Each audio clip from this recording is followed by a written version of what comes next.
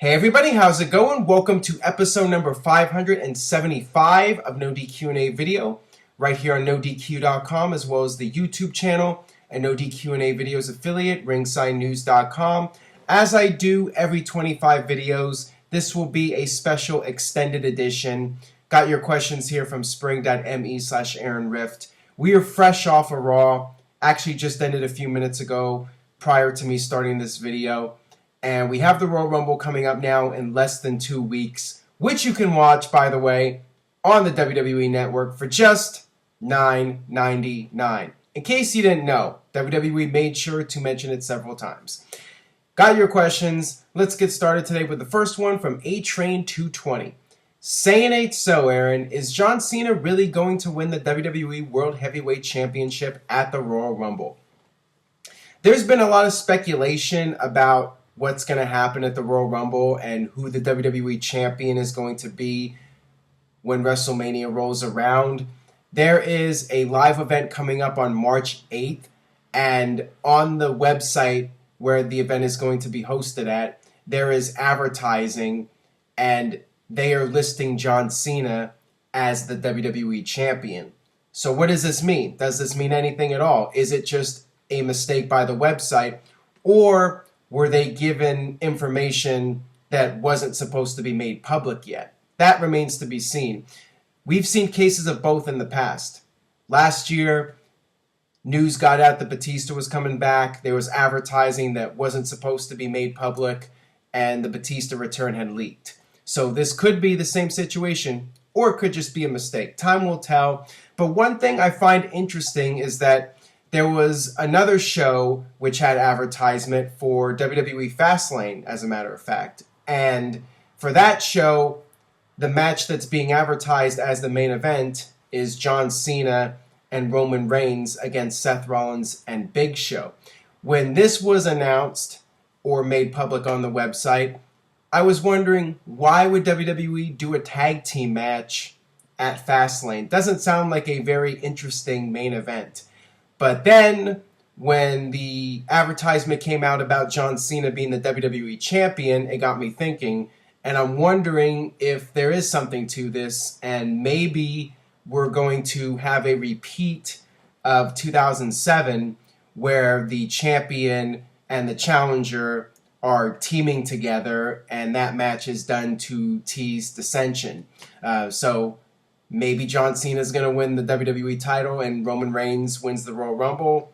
The two of them team together, and that is the hook for the Fastlane pay-per-view.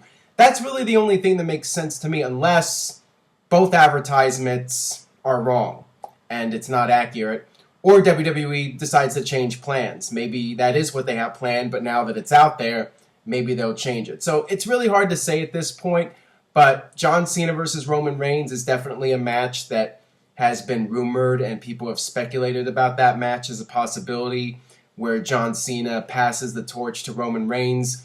I've actually talked about this match in previous videos. I'm not really a fan of it because we've seen that story before.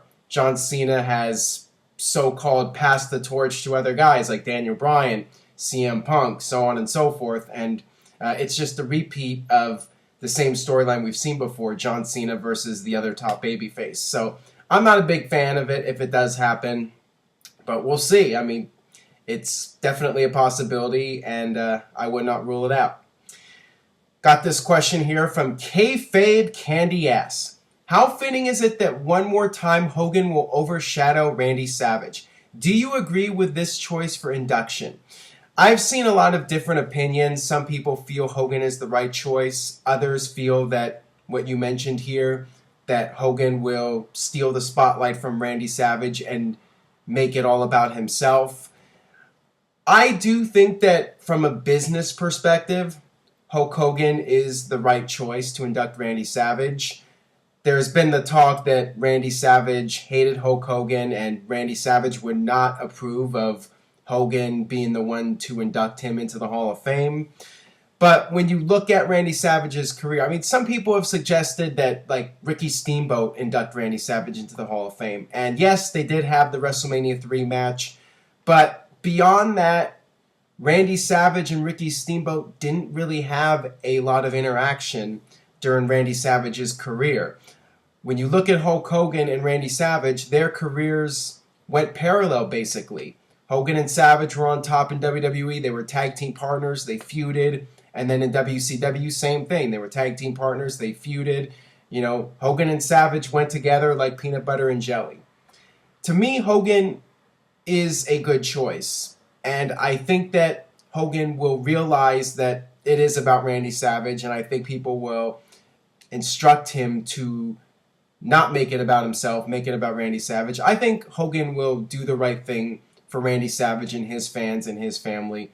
And I would be surprised if Hogan tried to make it all about himself. That would really surprise me if he did that. I don't think he will. I think he will do the right thing, and he will talk about Randy Savage and put the focus on Savage. But, I'm hoping he does that.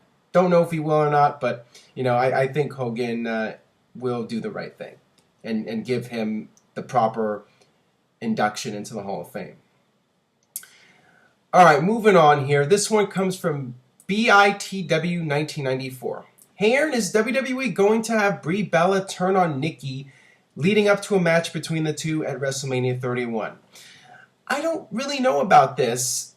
Based on what they've done in recent weeks on Raw, it seems to me like WWE has just given up on that whole Brie Bella versus Nikki Bella storyline. It really feels like they just completely dropped it. And it doesn't seem like they're going in the direction of Brie versus Nikki at WrestleMania. Maybe I'm wrong. Maybe they will go forward with that match. But to me, it seems like they've just moved on past that and they're moving on to other storylines. Typical WWE. They have an idea. They do all this build-up for it. And then they just quickly drop it. I mean, they really dropped the ball with that storyline. They did the big angle at SummerSlam. And then they did that stipulation where Brie was going to be her assistant for 30 days, and they went nowhere with it, and then Brie just joined back up with her again, and that was the end of it. So, to me, I don't even care if they do that match at WrestleMania at this point. It's over and done with as far as I'm concerned. They already blew it with that storyline, so move on to something else. That's just how I feel about it. All right, this one comes from WrestlingDo95. Yo, Aaron, who do you think does better at commentary? The TNA announce team or the WWE announce team? Much respect to your show. Well, when you mention the TNA announce team, are you talking about Tenay and Taz or the new announce team of Josh Matthews and Taz? It's hard to say based off of one show, but as I talked about last week, I enjoyed the commentary of Josh Matthews, and I thought him and Taz did a very solid job. Based off of 1 week, I would give round one to Josh Matthews and Taz over Lawler, now Booker T, Michael Cole, and JBL. Although I do feel that Booker T was a slight improvement over Jerry Lawler. Not much, but slight improvement. All right, this next one comes from Knowledge Allah. Peace, Aaron, I'm a little confused. Did WCW buy out the contracts of the NWA wrestlers or just buy the NWA outright? All right, let me clear this up for you. Ted Turner did not buy the NWA. What Ted Turner bought was Jim Crockett Promotions. Jim Crockett Promotions was the company, and they were under the NWA banner. They were affiliated with NWA, but it was Jim Crockett Promotions, the wrestling company, that Ted Turner bought. And over the next year or so, that is when they slowly phased out the NWA name and just became WCW. So hopefully that clears it up for you. And I got this question here. With Macho Man finally going into the Hall of Fame, do you think we'll see Owen Hart inducted? Please answer in video. I don't think it will happen this year.